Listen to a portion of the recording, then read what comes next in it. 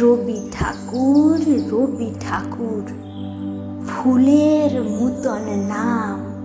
সুবাষ্ট তার ছড়িয়ে গেল শহর থেকে গাম। গামখানা সেই অনেক দূরে, ভুবনডাঙ্গার মাঠ। মাঠের বুকে ছড়িয়ে গেল শিশুর সহজ পাঠ।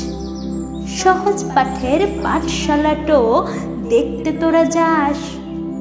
মাথার উপর খোল আকাশ, পায়ের নিচে ঘাস। উখানটুতেই রবি ঠাকুর বসে সারাক্ষণ। দেখতে দেখতে কখন আমার হারিয়ে গেল মন। তখন আমি বসে আছি শান্তিনিকেতন। রবি ঠাকুর বললে আমি সবার আপনজন।